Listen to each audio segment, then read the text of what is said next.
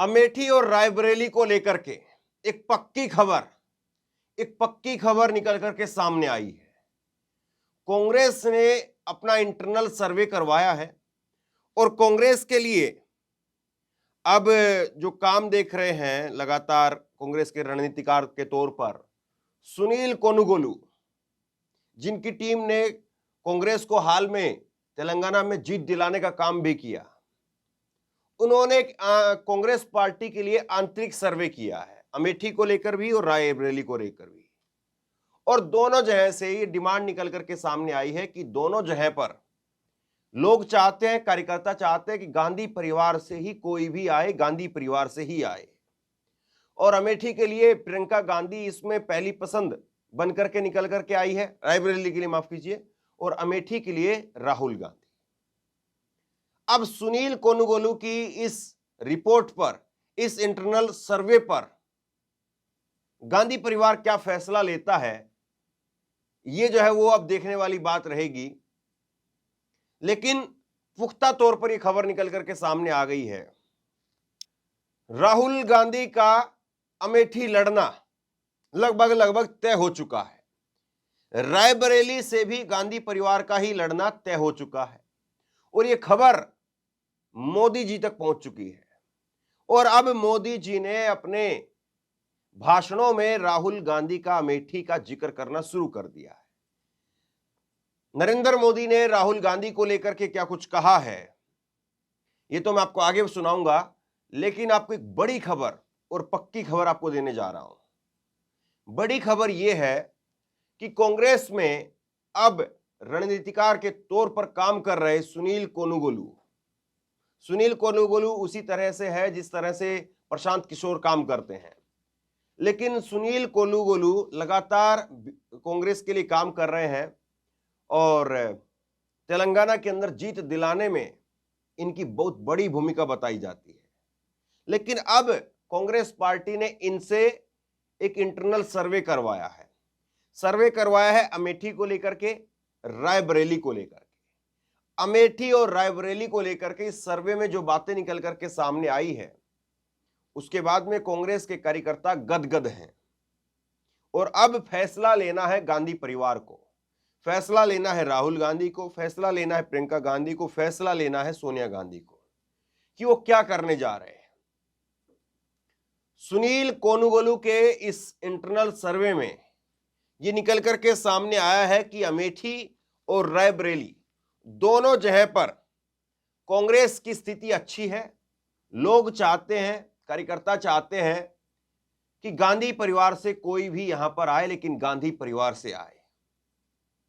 और इस सर्वे के बाद में, इस रिपोर्ट के बाद में एक पुख्ता तौर पर जो है ये जानकारी निकल करके सामने आ रही है कि रायबरेली से प्रियंका गांधी और अमेठी से राहुल गांधी 2024 के लोकसभा चुनाव के अंदर होंगे, मैदान में होंगे। और 2019 की तरह से एक बार फिर से अमेठी में राहुल गांधी वर्सेस स्मृति ईरानी होने जा रहा है। और बात इससे और आगे की अगर आप समझना चाहते हैं अमेठी को लेकर के, रायबरेली को लेकर के, तो बात इससे आगे की यह है कि लगातार चाहे स्मृति ईरानी हो और अब स्मृति ईरानी के बाद में प्रधानमंत्री नरेंद्र मोदी हो, अमेठी को लेकर के जिस तरीके से वो माहौल बना रहे हैं, कोशिश ये है कि किसी भी तरीके से राहुल गांधी यहां पर नहीं आए। राहुल गांधी अगर अमेठी रायबरेली के अंदर नहीं आते हैं तो फिर सीधे तौर पर यह कह दिया जाएगा कि देखिए वो तो अपना ही घर छोड़ करके भाग गए, वो यूपी क्या लड़ेंगे, वो यूपी क्या जीतेंगे, ये बात कही जा रही है। लेकिन यूपी के अंदर पहले चरण के मतदान में बताया जा रहा है कि पहली सीट कांग्रेस की पक्की हो चुकी है, सहारनपुर की। अभी कितना जो है वो सही है और कैसे है, ये तो आखिरी मोहर उस दिन आंकड़े काउंटिंग के दौरान ही लग पाएंगे। लेकिन अमेठी और रायबरेली को लेकर के तकरीबन तस्वीर साफ हो गई है। हर जगह अब ये खबर निकल करके सामने आ रही है, छप भी रही है, कई वेबसाइट में, कई अलग अलग अखबारों में इस बात की चर्चा है कि अमेठी और रायबरेली से दोनों भाई बहन लड़ने जा रहे हैं। प्रियंका गांधी और राहुल गांधी दोनों रायबरेली और अमेठी से लड़ने जा रहे हैं और ये गांधी परिवार अपना दावा नहीं छोड़ने वाला है।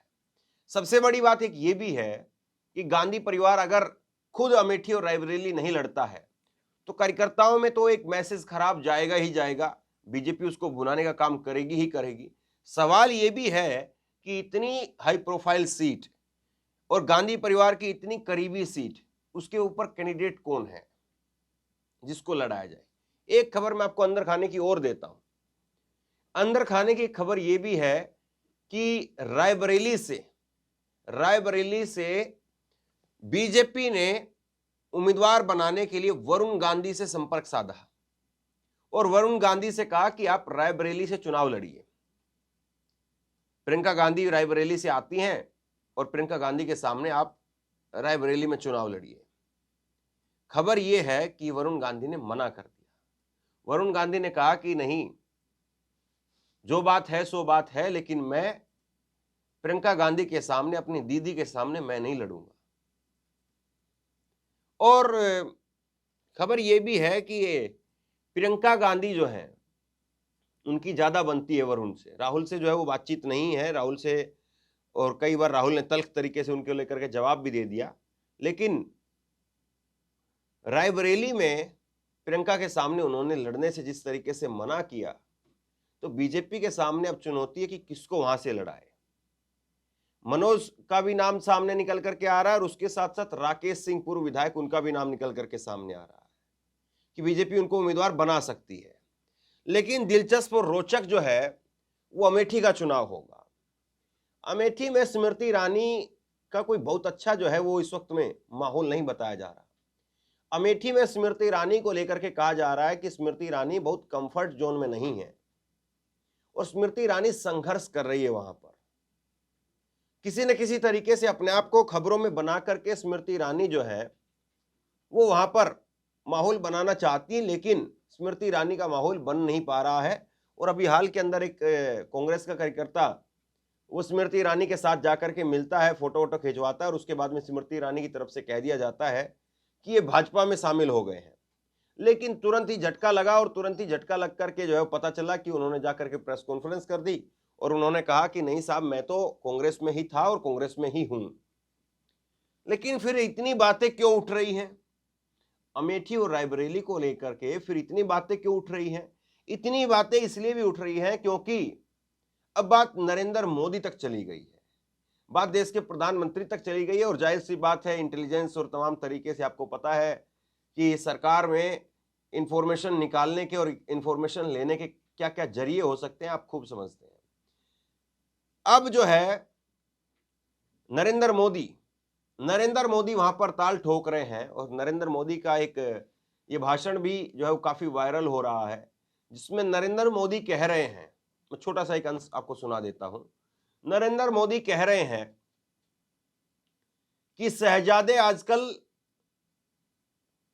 नया देख रहे हैं अब ठिकाना, और वायनाड में 26 अप्रैल को जब वोटिंग खत्म हो जाएगी, पूरी हो जाएगी, उसके बाद में एक नई सीट ढूंढेंगे। अमेठी का नाम नहीं ले पाए, लेकिन नई सीट की बात नरेंद्र मोदी कह गए। तो इसका मतलब यह है कि वो उस माहौल को डिफ्यूज करना चाहते हैं नरेंद्र मोदी, जो माहौल इस वक्त में खड़ा हुआ है, जो माहौल नजर आ रहा है।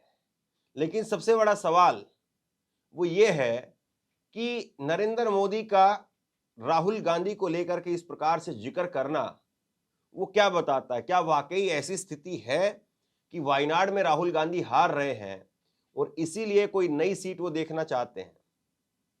क्या भले देश के अंदर कोई भी एजेंसी, कोई भी चैनल, कोई भी नेता ऑफ द कैमरा इस बात को कह सकती है कि राहुल गांधी वायनाड हार रहे हैं?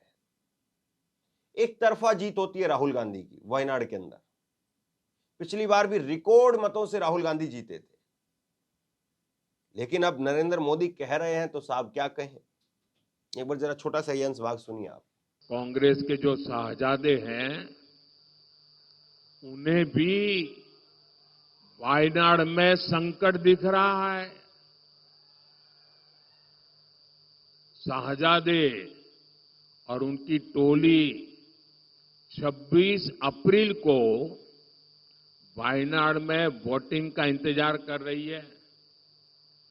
जैसे ही 26 को वायनाड में वोटिंग पूरा हो जाएगा, ये शाहजादे के लिए एक और सुरक्षित सीट घोषित कर देंगे और कहीं और से फिर से लड़ाना पड़ेगा उनको,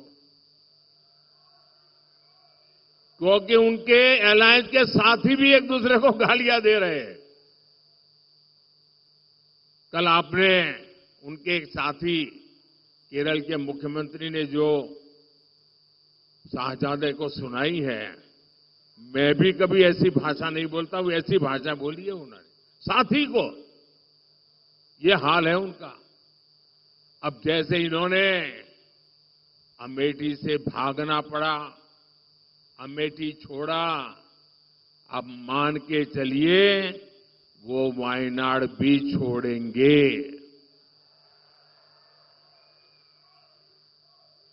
आप कांग्रेस का ये परिवार, आपको आश्चर्य होगा, आजादी के पहली बार स्थिति ऐसी बन रही है कि कांग्रेस का परिवार इस चुनाव में कांग्रेस को वोट नहीं देगा।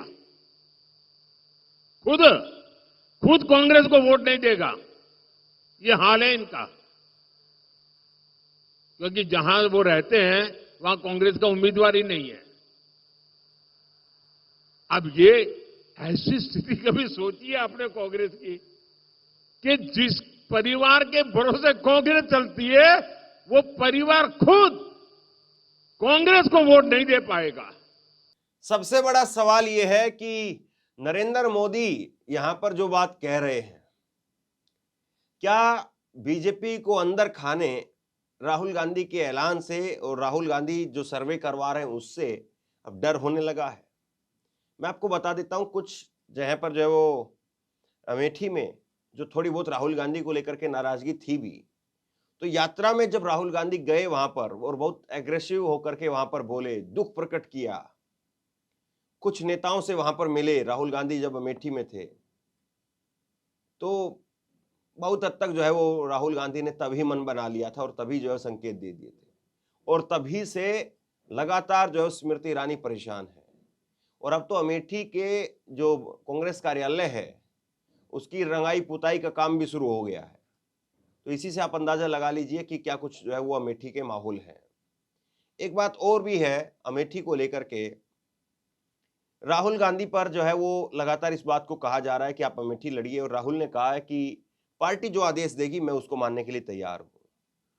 तो सीधा और सबसे बड़ा सवाल ये कि जिस तरीके से राहुल गांधी को स्मृति ईरानी ने एक वक्त में घेरा था, अब स्मृति ईरानी जो है खुद घिर गई है।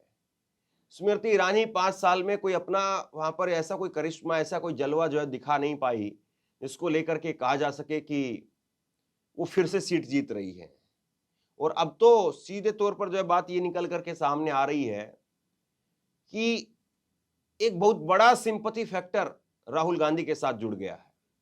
लोग अब ये बात को मान करके चल रहे हैं कि इंडिया गठबंधन की जिस तरीके से पश्चिमी यूपी में हवा बनी है, उसके बाद दूसरे चरण की हवा, और 5वें चरण में 20 मई को वोटिंग होनी है अमेठी के अंदर, जब तक तो आप सोचिए कि क्या कुछ बदल जाएगा। और अमेठी के लोग एक तरफ राहुल गांधी को देखेंगे कि ये पीएम मटेरियल है, और एक तरफ स्मृति ईरानी को देखेंगे। स्मृति ईरानी अगर भाजपा की सरकार बनी तो बहुत हद तक बस एक मंत्री बन करके रह जाएंगी, और वही बस स्मृति ईरानी का नाम रहेगा जो जिस तरह से अब है। लेकिन अगर कांग्रेस गठबंधन की सरकार बनी, इंडिया गठबंधन की सरकार बनी, तो राहुल गांधी हो सकता है कि देश के अगले प्रधानमंत्री बने। इसलिए अमेठी के अंदर भाजपा की जो स्थिति है वो वैसे भी पतली हो गई है। इसीलिए अमेठी में भाजपा जो है वो परेशान भी है कि कहीं अगर यही फैक्टर काम कर गया, पीएम और एक पार्लियामेंट का मेंबर, एक तरफ स्मृति ईरानी एक पार्लियामेंट के मेंबर बनती हैं और दूसरी तरफ राहुल गांधी प्रधानमंत्री बनते हैं। खास तौर पर देखिए 2-3 चीजें जो निकल करके आई हैं इस रिपोर्ट के अंदर, जो बताया जा रहा है वो ये है कि जो युवा वोटर था, जो पिछली बार बड़ी संख्या में कांग्रेस से छिटक करके भाजपा की तरफ चला गया था, वो भी मोदी सरकार से खुश नहीं है, महंगाई को लेकर के, बेरोजगारी को लेकर के और सरकार का जिस तरह से कार्यकलाप रहा है उस सब को लेकर के। और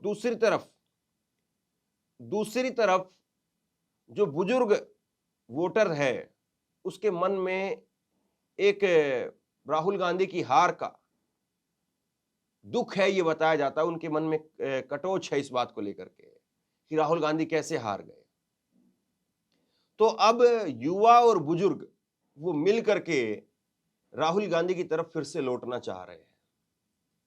और राहुल गांधी इस बार बहुत दमखम के साथ में, बहुत ताकत के साथ में, क्योंकि पिछली बार वो इंडिया गठबंधन का हिस्सा नहीं थे, ना इंडिया गठबंधन बना था। तो वहां पर सपा का और कांग्रेस का वोट, और जिस तरीके से राहुल गांधी सपा के लिए कन्नौज में और अलग अलग सीटों के लिए प्रचार करेंगे, तो राहुल गांधी के लिए वहां पर जो मोर्चा संभालने का काम करेंगे अखिलेश यादव भी। और खबर यह भी है कि प्रियंका गांधी को जब रायबरेली से उम्मीदवार बनाया जाएगा तो दोनों सीटों पर फिर वही जो है मोर्चा संभालेगी और दोनों सीटें जिताना उन्हीं की जिम्मेदारी होगी। तो स्मृति के सामने जब प्रियंका गांधी होगी तो सोचिए फिर उस वक्त में माहौल क्या होगा।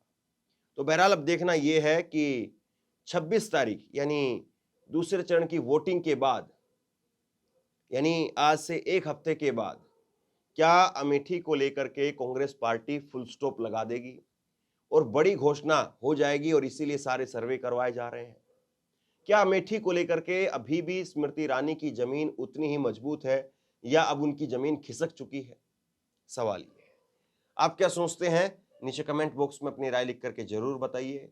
इस वीडियो को खूब शेयर कीजिए, लोगों तक पहुंचाइए, और इसी तरह की तमाम खबरों के लिए ऑनलाइन न्यूज इंडिया को सब्सक्राइब कीजिए। साथ में जो बेल आइकन है, घंटी है, उसको जरूर दबाइए, ताकि जैसे ही कोई खबर अपलोड करें उसकी नोटिफिकेशन सीधे सबसे पहले आपको मिल सके।